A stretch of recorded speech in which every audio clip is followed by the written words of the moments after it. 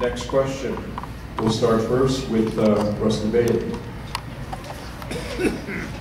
How can the new mayor assist the youth of Casa Blanca with after-school programming?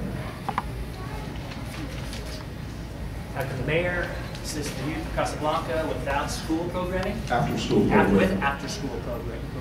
Right here.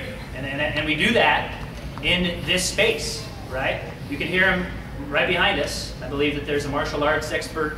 I saw him out in the park connecting with youth.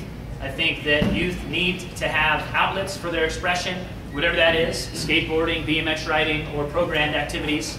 But more and more now, the youth are connecting with these independent type sports. And if you saw the Olympics this summer, you would see BMX riding in the Olympics. That was the first time that that occurred.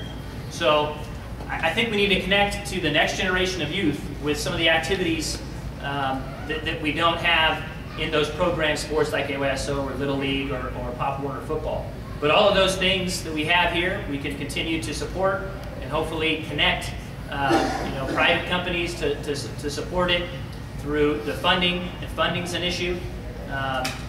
And then get some volunteers together, as I mentioned, caring adults, mentors, to start their own programs in the park here, in this facility that we have supporting Casa Blanca. Yeah,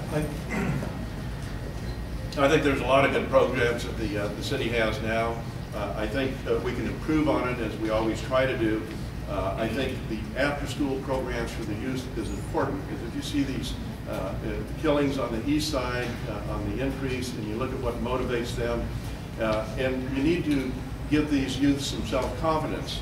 And if they can get some self-confidence, maybe they wouldn't be so easily coerced into joining some of these gangs. So I think if you can get aggressive on some of these after-school programs, to go out and reach out to the youth and get them into facilities like this, to where they have recreation and things going on. If you look around the city and you look at how many new parks have been constructed in the last 5 or 6 years, and what is it, 6 parks? Something like that. But anyway, if you look at those parks, you go by Arlington Heights Sports Park, you go by Doty Trust Park, they're all full. And you wonder, where were these kids before the parks got constructed? So what we need to do as a city, what I think, is to reach out and do some